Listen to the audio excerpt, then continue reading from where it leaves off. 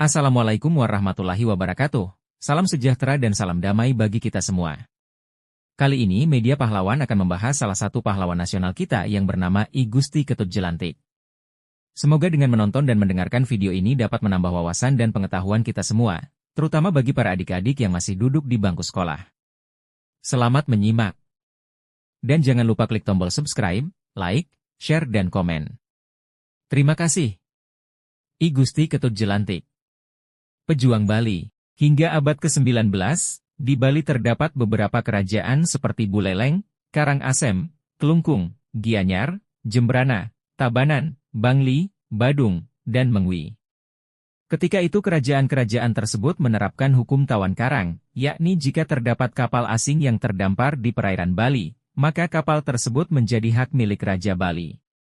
Hukum adat Bali itu sangat merugikan Belanda mengingat tidak sedikit kapal Belanda yang terdampar di pantai Bali, akhirnya harus disita Raja Bali tempat di mana kapal tersebut terdampar. Belanda kemudian mengadakan perjanjian dengan Raja-Raja Bali pada tahun 1839 untuk menghapuskan hukum tawan karang. Sebagai gantinya, Belanda bersedia membayar ganti rugi jika kapalnya terdampar. Selain itu, Belanda juga menuntut agar Raja Buleleng mengakui kekuasaan Belanda di Hindia Belanda. Permintaan Belanda itu membuat Patih Agung Kerajaan Buleleng menjadi gusar.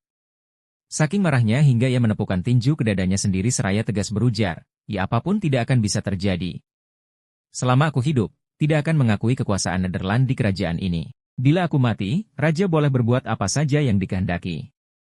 Tetapi dengan cara begini orang tidak bisa dibentuk oleh sehelai kertas saja hendak menguasai negara lain. Keris ini harus sepadan berbicara dulu. Patih Agung Kerajaan Buleleng yang keras permusuhannya kepada Belanda itu adalah I Gusti Ketut Jelantik. Ucapan tegasnya kala itu didengar kemudian ditulis oleh Mart Johansen Lane, seorang pengusaha dan diplomat berkebangsaan Denmark yang menjadi penengah antara Raja-Raja Bali dan Belanda, senantiasa akan dikenang segenap rakyat Indonesia. Tidak diketahui secara pasti kapan I Gusti Ketut Jelantik dilahirkan. Catatan yang ditemukan, diketahui pada tahun 1828 ia diangkat sebagai Patih Agung Kerajaan Buleleng. Pada 1845 sebuah kapal milik Belanda terdampar di pantai Sangsit yang merupakan wilayah Kerajaan Buleleng. Belanda menuntut agar kapal itu dibebaskan. Dengan tegas I Gusti Ketut Jelantik menolak permintaan tersebut karena hukum tawan karang masih tetap diberlakukan kerajaannya. Raja Buleleng I Gusti Ngurah Made Karangasem tidak bersedia mentaati perjanjian penghapusan hukum adat yang dipaksakan Belanda pada tahun 1843. Kepada utusan Belanda yang datang ke kerajaan Buleleng, sang patih bahkan menantangnya untuk berperang. Pada 27 Juni 1846 pasukan Belanda pun tiba dan langsung menggempur Buleleng. Sekitar 1.700 serdadu Belanda bersenjata lengkap menyerbu. Peperangan yang dahsyat terjadi. I Gusti Ngurah Made Karangasem dan I Gusti Ketut Jelantik menggelorakan semangat perlawanan. Meski telah mengerahkan segenap kemampuan, namun perlawanan rakyat Buleleng patah pula akhirnya. Unggul dalam jumlah pasukan dan mempunyai persenjataan yang lebih modern membuat pasukan Belanda mampu menduduki istana kerajaan Buleleng pada tanggal 29 Juni 1846. Buleleng terpaksa mengakui kedaulatan Belanda, begitu pula Karangasem. Akan tetapi, Buleleng tetap saja memperlihatkan sikap permusuhannya. Raja Buleleng I Gusti Ngurah Made Karangasem dan Patih I Gusti Ketut Jelantik terpaksa menyingkir ke Jagaraga. Mereka membangun benteng-benteng pertahanan di Jagaraga dengan menerapkan strategi pertahanan perang Makarawiuda, Supit Udang. Strategi pertahanan perang itu diterapkan untuk menghindari jangkauan peluru-peluru meriam dan mortir yang dilepaskan pasukan Belanda dari kapal-kapal perang mereka yang berada di pantai. Kerajaan-kerajaan lain di Bali segera memberikan bantuan kekuatan untuk menambah kekuatan pasukan Buleleng. Dewa Agung Putra sebagai susuhunan Raja-Raja Bali memberi bantuan prajurit gabungan Kerajaan Klungkung dan Gianyar sebanyak 1.650 prajurit di bawah pimpinan I Dewa Ketut Agung. Kerajaan Mengwi mengirimkan 600 prajuritnya. Sekitar 1.200 prajurit Karangasem bergabung di Jagaraga di bawah pimpinan I Made Jungutan dan Gede Padang. Gabungan prajurit-prajurit tersebut semuanya berjumlah antara 7.000 hingga 8.000 prajurit setelah prajurit-prajurit Buleleng yang dipimpin oleh Ida Bagustamu dan Inengah Raos turut bersatu. Semuanya siap menghadapi serbuan pasukan Belanda di Jagaraga. Mendapati kesiapan prajurit-prajurit Bali dan pembangunan benteng-benteng pertahanan di Jagaraga, Gubernur Jenderal Belanda mengerahkan kekuatan besar-besaran di bawah pimpinan Jenderal van der Wijk. Selain itu, Gubernur Jenderal Belanda juga meminta pembongkaran benteng-benteng pertahanan Jagaraga dan Sang Patih menyerahkan diri kepada pasukan Belanda. Mendapati ultimatumnya tidak diindahkan, Gubernur Jenderal Belanda pun memerintahkan untuk menyerbu.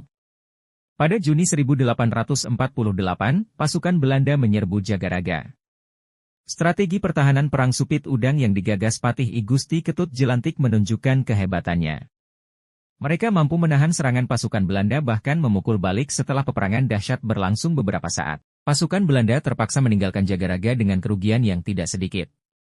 Tercatat 14 perwira pasukan dan 242 serdadu Belanda menemui kematiannya dalam perang yang kemudian dikenal dengan nama Perang Jagaraga I tersebut. Pasukan Belanda yang dipimpin oleh Jenderal van der Wijk kembali menyerbu tak lama setelah mereka mengalami kekalahan telak pada perang sebelumnya. Patih I Gusti Ketut Jelantik terus mengobarkan semangat berperang dan menerapkan strategi perang yang telah dijalankan sebelumnya. Gempuran prajurit-prajurit Bali akhirnya berhasil memukul mundur pasukan Belanda, hingga mereka terus mundur ke arah pantai dengan meninggalkan korban yang tidak sedikit. Untuk kedua kalinya, pasukan Belanda tidak mampu menembus kuatnya benteng pertahanan Jagaraga. Pada tanggal 31 Maret 1849 pasukan Belanda kembali menyerang dipimpin oleh Jenderal Michels. Mereka mengerahkan pasukan dalam jumlah besar-besaran dan memperkuat persenjataan, terutama meriam-meriam yang berdaya jangkau lebih jauh.